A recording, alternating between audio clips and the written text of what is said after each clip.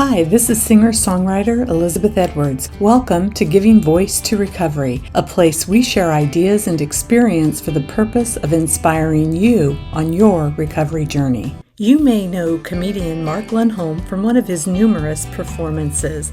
Mark has performed on stages in all 50 states and multiple foreign countries.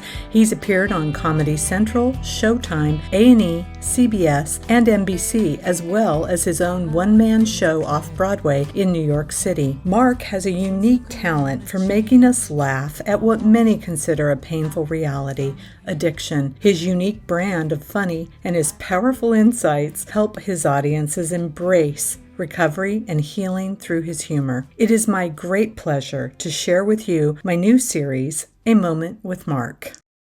So anyway, I have wanted to do this for a long time. You know, I've been working at it, had a couple setbacks, and now I got you here.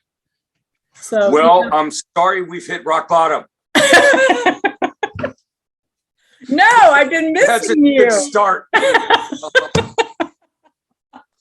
like the cubby, the big office. You like that? Elizabeth Edwards corner. The Elizabeth Edwards corner. I'm assuming you're not in a hotel Nope. or on the road or in somebody's dressing room, right? Nope. This is my home office. I got all my Cool. I got tons of guitars and I got a whole music thing over there. I see you have little guitars in the back. I have what'd you call me? The little guitars in the back. I call you a lot of things, Mark. Yeah, you do.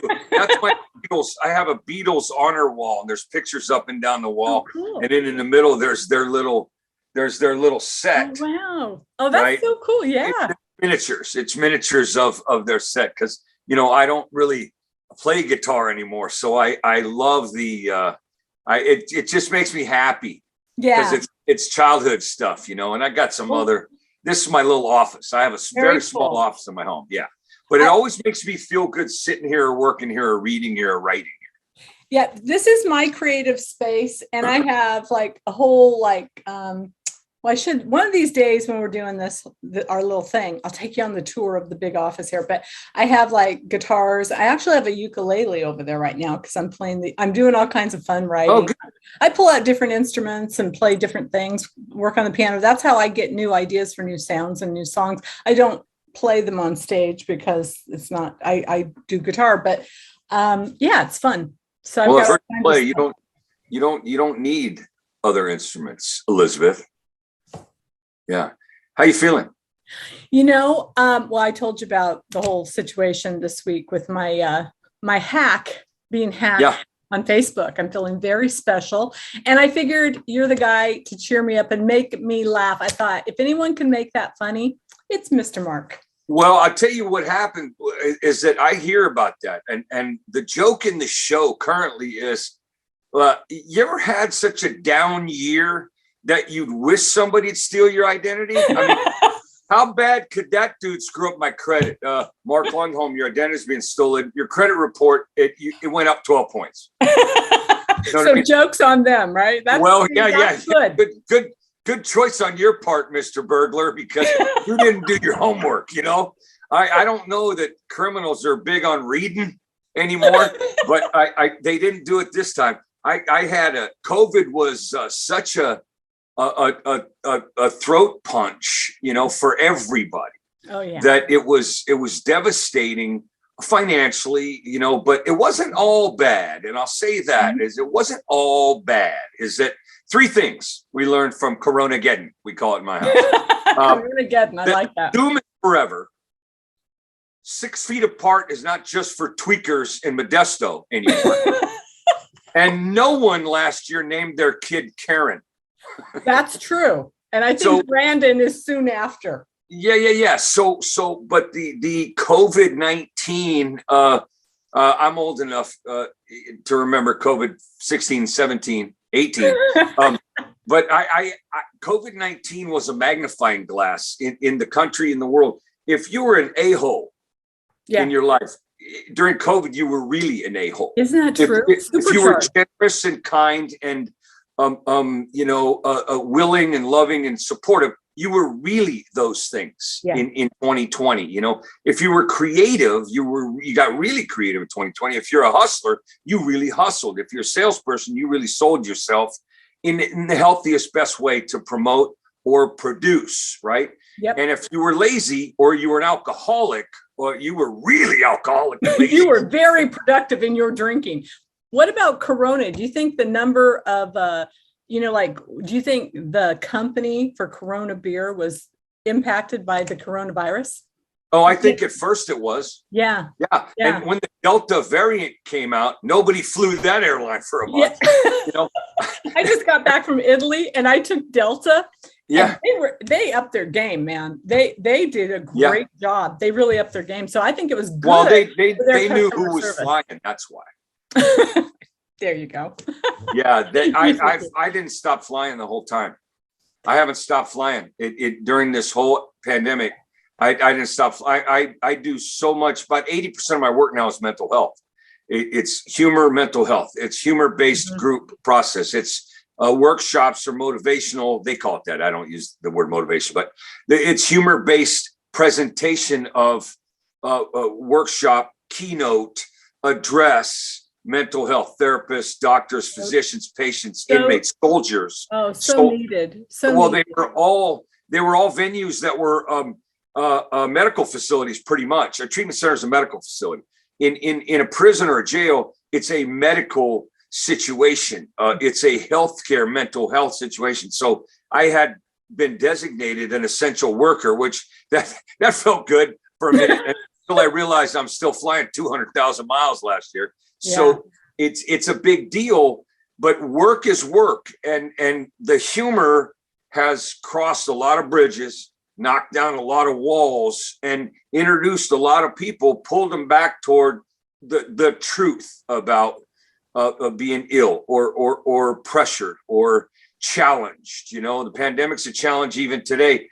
The challenge for an older guy like me is I got to remember which state has mask mandates, which state never heard of Corona, which state you got to have it above your nose, which states you leave it below your chin because you're kind of respectful. You know, it's that. I'm surprised at this point no young person has got a tattoo of a mask on their face. You know for the what? I would. That is a good point. Now and you said that, Mark. Some below level, probably incapacitated. Mark Lundholm told me to do that. Yeah. So do what I say. Yeah, that's the right way to go through your life. Do what Mark says. Yeah. If you're dumb enough to do that, thank you for letting us know. Right. Yeah. That's the t-shirt you wear to court. Oh my God. Well, the coronavirus is funny that you said it wasn't all bad. My saying that I use is and I say this about everything. I started saying this early on in my recovery, and that is the question, ask a better question, you get a better answer. And the better question from why does this always happen to me, or poor, pitiful me questions, right, is what's good about it? And what were you, any kind of perceived threat or injury? This is a group phrase that I'll use when I'm talking to, yesterday, I was in Austin, Texas, and there's a treatment center there that treats all vets. It's all male, all vets, all day. And so I had 30 guys in the room for 7 hours. And there's a lot of trauma, and trauma for vets is tripled, there's personal, there's troops, there's losses in the unit, and then there's childhood stuff they dragged into whatever branch of the service they joined. So these guys are all fractured. They're crispy, So what I'll say is trauma, just a question, brother. What will you do with what was done to you? Because there's gifts there. There are gifts there. There's strength available. And I'm not telling you it wasn't horrible. You put whatever adjective you want on it to describe what's in your chest, but there are gifts that come from that particular punishment or burden, right? I mean, I grew up in a house. I wouldn't wish my childhood on a cellmate I hated, but there were gifts for survival. I got a quick wit. I'm fast with words. My stage presence when I'm working with a group of 3,000 people at the Fox Theater in St. Louis is fast. You know what I mean? I'm quick on my feet. In my house as a kid, you had to be quick on your feet, or the saying around the dinner table was "slow feet don't eat." There's no food left because we didn't have a lot and we had a big family. But the gifts of being able to manipulate the environment quickly or assess threat sooner than most, that all came from childhood trauma. So there's a usefulness that experience has if we get past the self-punishment, which for the guys yesterday is self-loathing or negative self-talk or SI issues, suicidal ideation, or they're drinking themselves to death. So all those things are you get past the self-punishment, they're self-aware, self-growth. That's easy to say sitting here on a call with somebody I love, but it's really hard to do when you're on your own. And what COVID did was isolate in a mandate. I mean, isolate is stage one relapse. And we say this, and this, I know this isn't a recovery podcast. Well, it kind of is. Yeah. Well, I always do recovery work for the masses. I would like to make this. Let's take it out so other people can get it. So, exactly. So failure is relapse is not failure. Relapse is I forgot again to be taking care of the child in my chair. I'm very, very cognizant of the fact that I need to provide primary care for Mark. Otherwise, when I do it for somebody else and I'm empty, it's like, hey, can I give you a ride? Sure, get in. We got no gas. Sorry, we're just going to sit here. So that stage one relapse or stage one towards a negative, unsuccessful situation is isolate. Isolate, separate, medicate, repeat. Repeat is terminal. That's stage 4 cancer of the soul, of the gift, of the process. But stage 1 is isolate. And COVID, that was mandated. That was forced into it, just like that. That was recognized as where you have to start. So we're already starting at stage 1 relapse if we're recovery people. Isolate from the group, the process, the outdoors, the effort, the walking outside the front door sometimes is the biggest decision I make all day. Tomorrow's a holiday, but every day's a holiday if you're in recovery. I'm not trying to be a Pollyanna, but this particular holiday is based on an emotion. Every holiday is.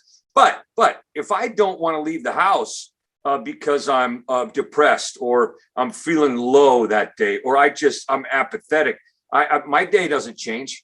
My life doesn't grow. I don't get to experience anything or receive or give anything. That give and take we do. As soon as I leave the front door of my house, I'm benefiting.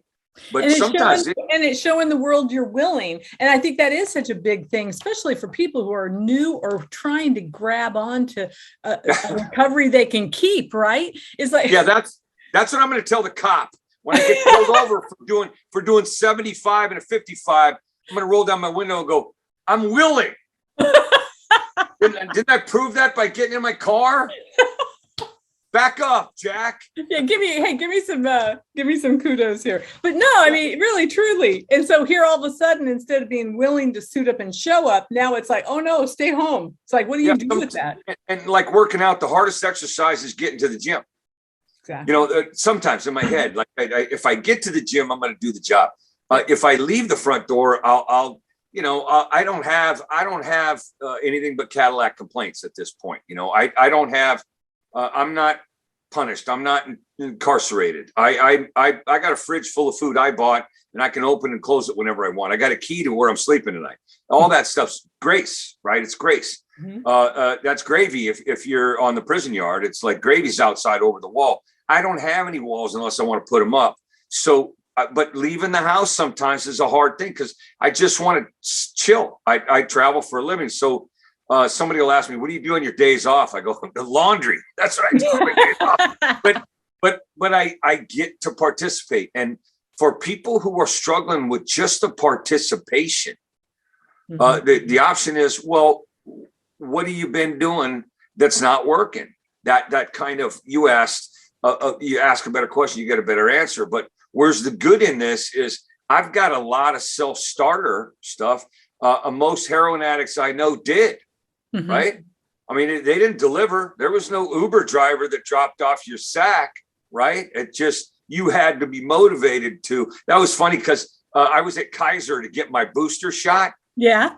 And the lady said, I remember you. She goes, you're the comedian. And I said, I am. She goes, I watched your YouTube stuff. You were a heroin addict. I said, yeah, I was going to ask you, can I have this shot between my toes? She fortunately, she knew me a little bit, so she laughed. But I've done that to people who don't know me. Yeah. And I've known you long enough to know that joke was for you. I know how you roll.